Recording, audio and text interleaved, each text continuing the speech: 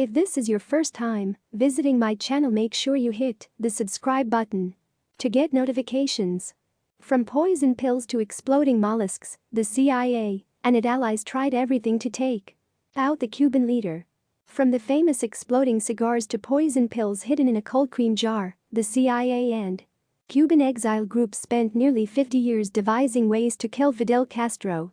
None of the plots, of course, succeeded, but one of his loyal security men calculated that a total of 634 attempts, some ludicrous, some deadly serious, had been made on the life of Castro.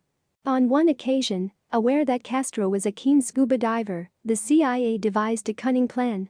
Documents released under the Clinton administration confirm that the agency invested in a large volume of Caribbean mollusks with the intention of finding a shell big enough to contain a lethal quantity of explosives.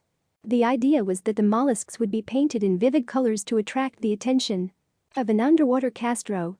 Eventually this plan was abandoned, as was another that involved preparing a custom diving suit infected with fungus that would cause a debilitating skin disease. Fabian Escalante was head of the Cuban Secret Service at the height of attempts by the CIA and an increasingly desperate exile community to assassinate Castro. Escalante, who retired in 1996, recounted the plots in his book, 634 Ways to Kill Castro. While the assassination attempts started under the presidency of Dwight Eisenhower and continued under John F. Kennedy and Lyndon Johnson, many attempts were made without the knowledge of the administrations, but planned by Cuban exiles, often with CIA assistance. The plotting began almost immediately after the 1959 revolution. In 1961, when Cuban exiles, with the backing of the U.S. government, tried to overthrow him in the Bay of Pigs debacle. Plots seemingly straight from James Bond novel include that of the famous exploding cigars, which was supposedly to have been given to Castro when he visited the UN in New York.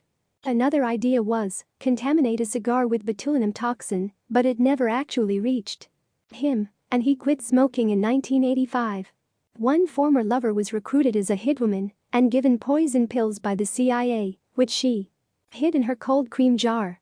The pills melted, and the woman decided that the chances of forcing them into Castro's mouth while he slept was limited.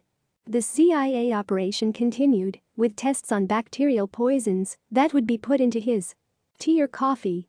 There were other schemes: a toxic fountain pen, a botulinum poison chocolate milkshake to be served at the former Havana Hilton, and a non-fatal plan to discredit Castro by having an LSD aerosol sprayed near him while he was making a broadcast which would supposedly lead to national humiliation as the freaked out on air. When Castro traveled abroad, the CIA cooperated with Cuban exiles for some of the more serious assassination attempts. When Castro was due to visit Panama, a plot was hatched to put 200 pounds of high explosives under the podium where he was due to speak.